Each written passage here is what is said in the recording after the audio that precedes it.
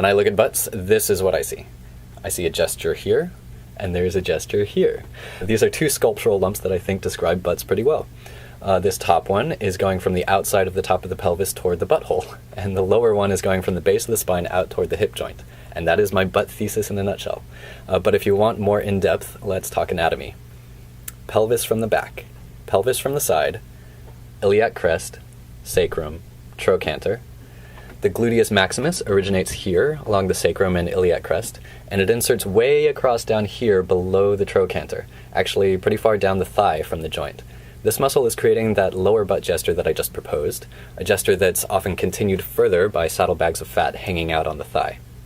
The gluteus medius is originating higher along the iliac crest up here, and is only traveling down to the trochanter, so not so far and not nearly so big, much more perky if you will. The combination of the bulb of the gluteus medius combined with the peak of the larger gluteus maximus here, possibly also with some help from a fatty pad under the sits bones, is creating this other gesture in the butt that I'm talking about. It being a butt and all these big glorious ass muscles are usually covered in plenty of fat, smoothing things out. And the fat coverage is pretty uniform over the whole area, so the shape of the butt, even when it's built up with fats, echoes the shape of this deeper flesh. But the butt is more than just soft tissue. I want you to take a second to put your hands on your own butt and feel around for hard spots. These are where your bones are close to the surface.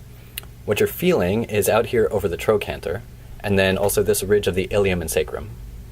Basically, where these muscles are connecting. And visually, these surface bones create dimples, which define the borders of the lumps that we're looking at. Okay, no more anatomy. Let's get back to what we really care about. We've got these two gestural lumps, the top one coming inward, and the bottom one shooting outward. For demonstration purposes, I'm going to work with a nice, happy, plump butt.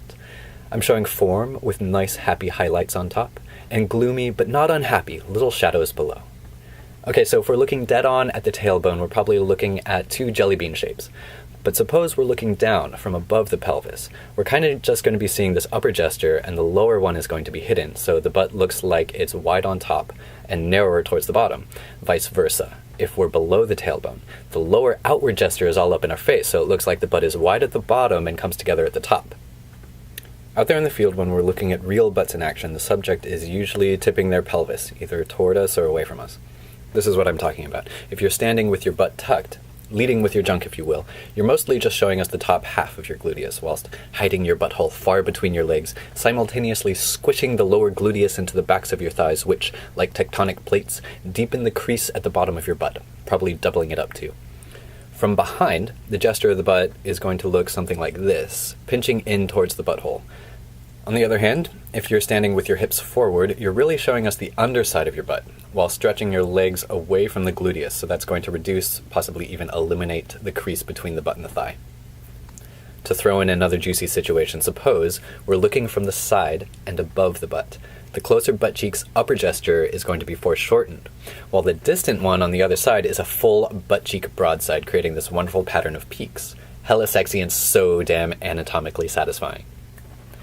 Okay, I'm going to say that that's the end of part 1. In the stunning conclusion of this 2-part series on butts, I'll shut up about the theoretical butt shapes and run through some actual practical situations. Thank you for watching the first ever video of Daxplains, a how-to series where I, Dax, attempt to illustrate an illustration topic, whether I know shit about it or not, in a time shorter than my own attention span. And if this free video was useful to you, I still need Patreon patrons for my Eisner-nominated graphic novel, Failing Sky.